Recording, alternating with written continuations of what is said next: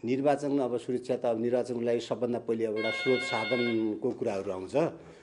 स्रोत साधनहरूको हामीले त्यो अनुसारको योजना बनाएर हामीले दिइराखेका छौँ। स्रोत साधन त्यसपछि हामीले अब त्यसपछि आउने कुराहरू जनशक्तिको कुराहरू छ। जनशक्ति एउटा ट्रेन म्यान पावर चाहियो, त्यसको लागि हामीले गरिरहेका छौँ। र सबै कुराहरूको लागि एउटा निर्वाचन हुनको लागि चाहिने भनेको एउटा पब्लिक ट्रस्ट हो। जनताहरूमा चाहिँ हामी सुरक्षित छौँ, निर्वाचनको माहौल बनेको छ भन्ने किसिमको सबभन्दा ठुलो कुरो त्यो वातावरण चाहिँ बनाउनेतिर हामी लागिरहेछौँ। अहिले के जनशक्तिले निर्वाचन गराउन सक्ने अवस्था छ कि छैन तपाईँहरूको?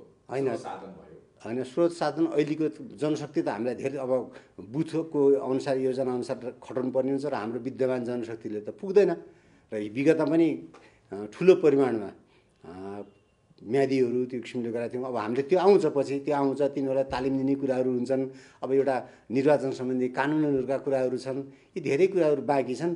त्यो अनुसार अहिले हामीले चाहिँ त्यो बाटोमा चाहिँ हामी अगाडि बढिसकेका छौँ र त्यो अनुसार तयारी गरिरहेका छौँ। स्रोत साधनको अवस्था? स्रोत साधन त अहिले हामीसँग धेरै किसिम छ। स्रोत साधन भिड नियन्त्रणका साधनहरू चाहियो। अब अलिकति त अब प्रविधिको युग छ, प्रविधिहरू हामीलाई किसिम चाहियो। सवारी साधनहरूको अवस्था हाम्रो 500को हाराहारीमा अहिले छैन होइन, जलेको अवस्था किसिमको छ। र त्यसमा अहिले हामीले 75-85वटा त अहिले ट्रेनर खोलिराखेका छौँ र अरू पनि अहिले आइराखेको छ र अहिले त्यो सबै जम्मा हुने काम भइरहेको छ। भनेपछि अहिलेकै भएको स्रोत साधनले तपाईँहरूले भ्याउनु हुँदैन? अहिलेको स्रोत साधन अपुग हुन्छ र त्यति बेला पनि विगतका वर्षहरूमा पनि हामीसँग विद्यमान जुन स्रोत साधन थियो नपुगेर हामीले चाहिँ भाडामा लिने गर्थ्यौँ। र त्यो कुराहरू भन्दा पनि सबैभन्दा ठुलो कुरो अहिले हामीले चाहिँ स्रोत साधनहरू त जुट्छ विगतमा पनि भएको। र सबभन्दा अहिले हामीले चाहिँ यो जुन वातावरण छ जनताहरूमा चाहिँ एउटा सुरक्षाको प्रत्याभूति, जुन एउटा कैदीहरू बाहिर छ, हतियार छ भन्ने एउटा छ नि, त्यो चाहिँ हामीले सबै हटाएर समाजमा चाहिँ शान्ति सुरक्षा कायम गरेर त्यो पब्लिक ट्रस्ट एउटा चाहिँ त्यो चाहिँ हामीले उजागर उहाँहरूलाई चाहिँ दिलाउनु पर्नेछ।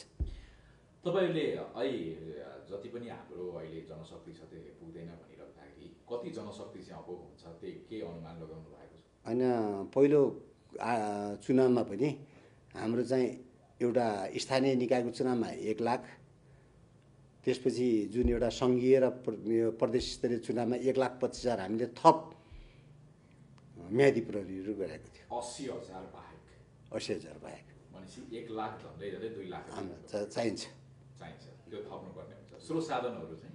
स्रोत साधनहरू त्यति बेला आउँछ। स्रोत साधनहरू त अब सबभन्दा ठुलोको सवारी साधन भने मैले, अनि भिड नियन्त्रणका कुराहरू सुरु भने, असभावहरू, त्यसपछि अन्य हाम्रा यो विद्युतीय सामग्रीहरू, अनि यो प्रविधिहरू अहिले त धेरै अब त अलिकति समयअनुसार हामी पनि केही त चेन्जेस हुनु पऱ्यो।